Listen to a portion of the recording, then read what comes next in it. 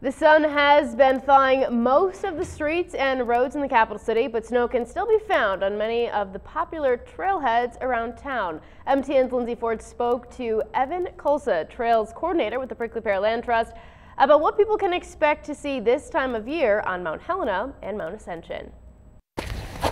Most of the trails that are higher up in elevation, like Mount Helena and Mount Ascension, still have quite a bit of snow. Definitely encourage traveling with micro spikes or yak tracks or whatever you have. Otherwise, they can be pretty slippery. Evan Kulsa, Trails Coordinator for Pear Land Trust, said that if you want to get out and stretch your legs, it's recommended to stay on trails that are lower in the valley, trails like 10 Mile Creek Park and the LeGrand Canyon Trail. Regardless of lower valley or high elevation trails, winter does cause damage to trails. So our trails stand up to the weather pretty well.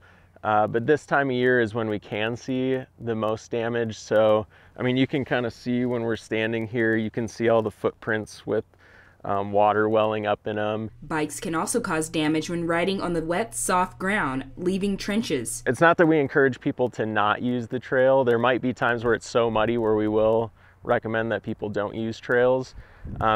We're not at that point yet, but just be cognizant of the impact you're leaving and to keep it concentrated on the trail. Kulsa is referring to what you can see here, footprints along the outside of the trail, which widens the trail and kills the vegetation around it. Even though it's muddy, stay on the trail because it's a lot easier to deal with footprints and tire prints in the trail than when people are going around things and widening the trail, and that's when we see a big impact. Pear Land Trust partners with the City of Helena and the U.S. Forest Service to help maintain trails. In Helena, Lindsay Ford, MTN News.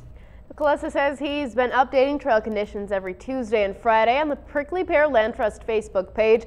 We'll have a link to that on our website. Just head to KTVH.com.